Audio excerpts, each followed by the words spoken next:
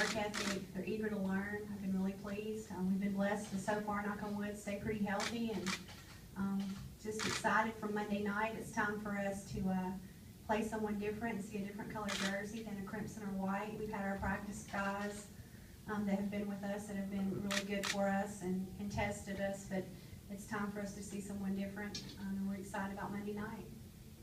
Questions?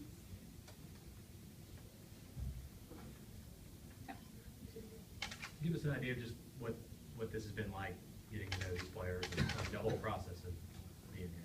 I think the first thing that comes to mind is how willing they've been to give us a chance, how open they've been to try new things, new ideas, a new way, a new culture. And I really respect and appreciate the kind of people that they are. I've been really impressed with the person.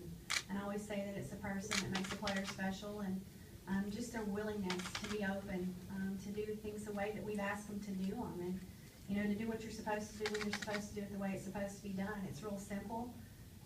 But at the same time, the community, the classroom, and the court, walking the walk and talking the talk every day consistently, because it impacts 94 feet. And just the people, I've been impressed with them. They're really, really good kids. They want to do well. They want to represent the University of Alabama in a way that makes everyone proud, and they want to win games. I mean, that's the difference. They want to win. They want to be successful. So we're here to try to help them do that. What's the toughest adjustment typically when you take a new job and get to know new players, on the court especially? I mean, what usually takes the longest? Well, I think you really want to try to build a relationship with them away from the floor. And, you know, there's not enough time in the day because that takes time. You know, it takes time for us to get to know them as people. It takes time for them to get to know the system. And 20 days may seem like a lot, but it's really not when you have a new system. We were fortunate this summer in taking a new job and having a new team. Normally we couldn't even go to conditioning workouts in the summer, couldn't even be near the gym. And this summer we're allowed to watch 6 hours of conditioning and spend 2 hours a week with them on the floor. So that really gave us a step ahead. I think that was something good. And so it's just about trying to build a relationship with them away from the floor. And, you know, how do they best respond to what type of communication? What kind of learner are they? Just a lot of little things that can make a big difference. So we've tried to make up ground on spending time with them and getting to know them. And this summer was a good advantage, having the opportunity to watch and also spend 2 hours with them.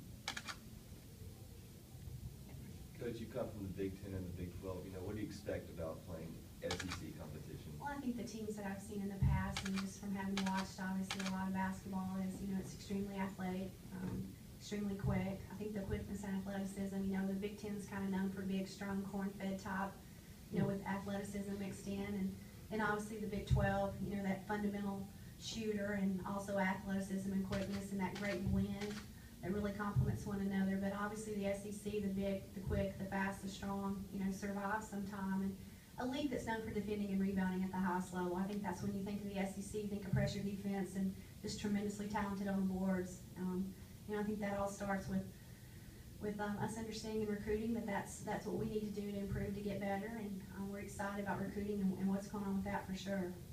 Andrew.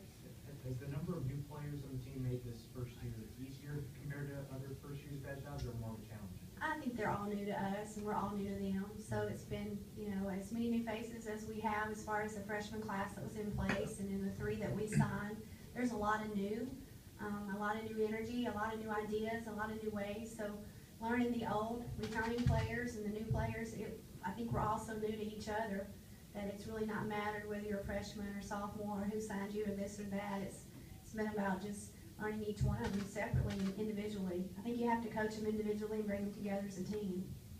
How did some of the older players or the players who've already here help you with that transition?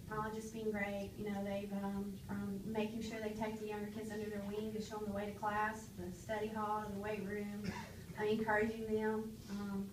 I think that you've got, like I said earlier, and it's not, I understand everyone wants to say they have great kids, but this is really a great group of people. When you've got Shafonte Myers as your only senior, what a tremendous amount of responsibility she has on her shoulders. You know, she's been unbelievable as a role model and as an example. And then you've got Daisha Simmons, who's leading the way and has a lot of experience. I mean, she's a 4th-year player. You've got Bree Hutchins, who's a 4th-year player. You know, you've got Nikki Hexstetter, who understands it a lot quicker than a lot of players do, just being as young as she is. So, and I don't mean to leave anyone out, but we've just got some great people in place that want to do better, want that to, you know, come into more wins. And and not just say, hey, we played hard and we gave it all we had. We want to see results, and they really do. Questions for Coach or the student athletes?